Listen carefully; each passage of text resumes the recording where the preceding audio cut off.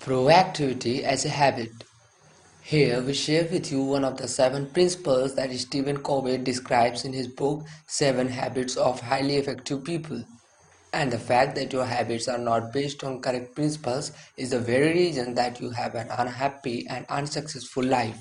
In his book, Stephen talks about these 7 habits based on correct principles, and he believes that anyone who follows these habits consistently will enrich his or her life and become a prosperous and successful individual no matter where he or she is.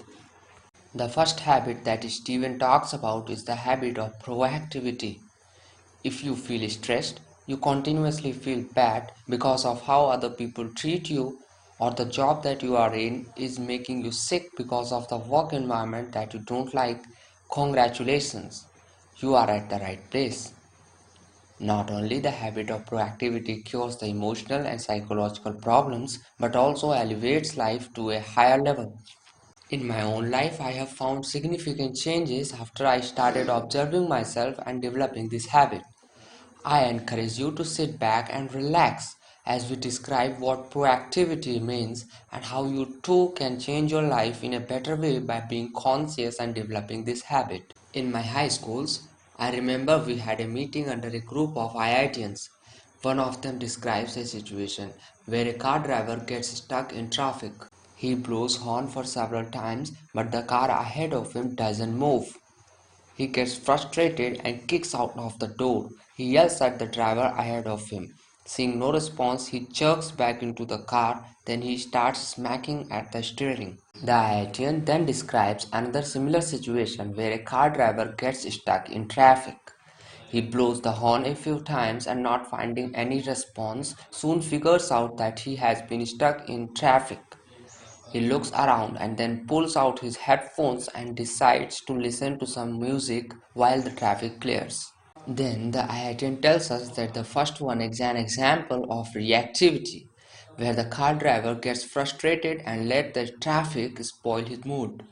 The second one is an example of proactivity, where the car driver makes a choice to listen to some music while the traffic gets clear. These two examples give a very clear illustration of proactivity. If you Google the word proactive, you will get a definition which will be very similar to what I have chosen.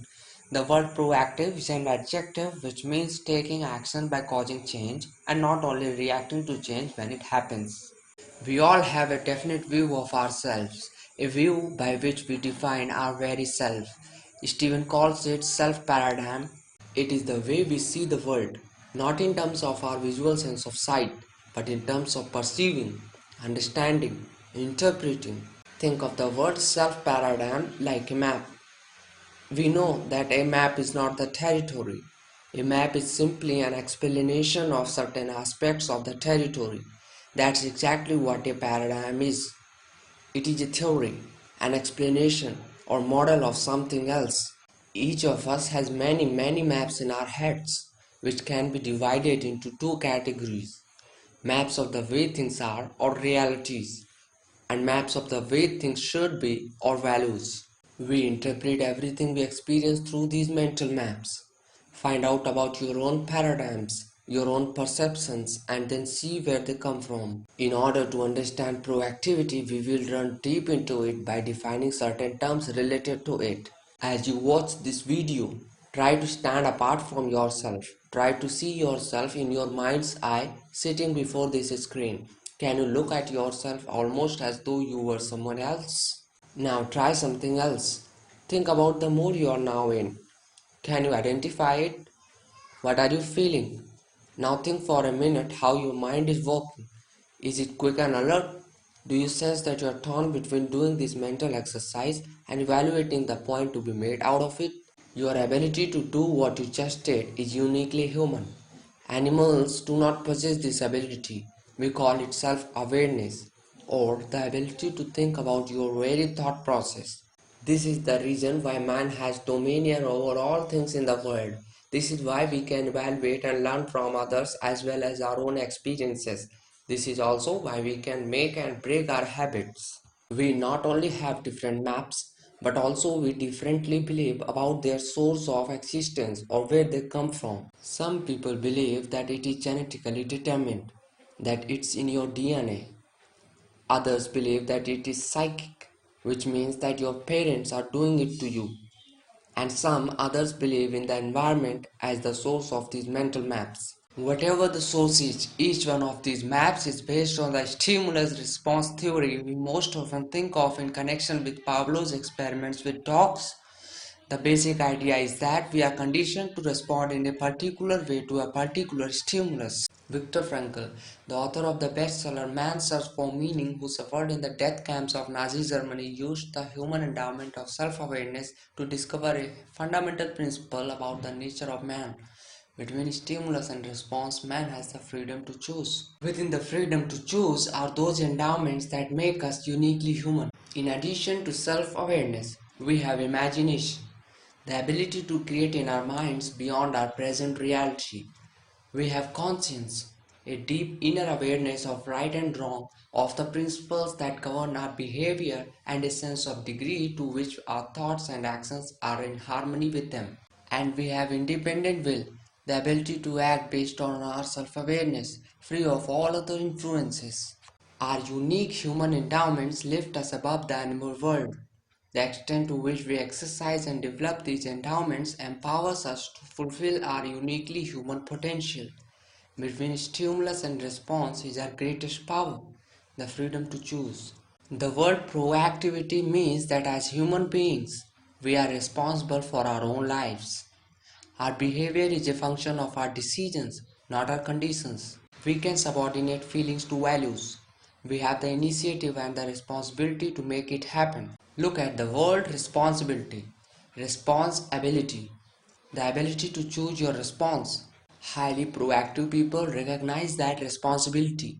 They do not blame circumstances, conditions, or conditioning for their behavior. Their behavior is a product of their own conscious choice based on values, rather than a product of their conditions based on feeling. Because we are, by nature, proactive. If our lives are a function of conditioning and conditions, it is because we have, by conscious decision or by default, chosen to empower those things to control us. In making such a choice, we become reactive. Reactive people are often affected by their physical environment. If the weather is good, they feel good. If it isn't, it affects their attitude and their performance. They are affected by their social environment. When people treat them well, they feel well. When people don't, they become defensive or protective. Thus, reactive people build their emotional lives around the behavior of others, empowering the weaknesses of other people to control them. Proactive people can carry their own weather with them. Whether it rains or shines makes no difference to them. They are value driven, and if their value is to produce good quality work, it isn't a function of whether the weather is conducive to it or not. The ability to subordinate an impulse to a value is the essence of the proactive person. Reactive people are driven by feelings, by circumstances, by conditions, by their environment. Proactive people are driven by values, carefully thought about, selected, and internalized values. Proactive people are still influenced by external stimuli, whether physical, social, or psychological, but their response to the stimuli, conscious or unconscious, is a value based choice or response. As Eleanor Roosevelt observed, no one can hurt you without your consent. In the words of Gandhi, they cannot take away our self respect if we do not give it to them.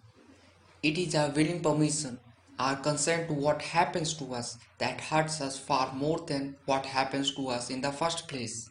I admit this is very hard to accept emotionally, especially if we had years and years of explaining our misery in the name of circumstance or someone else's behavior. But until a person can say deeply and honestly, I am what I am today because of the choices I made yesterday, that person cannot say, I choose otherwise.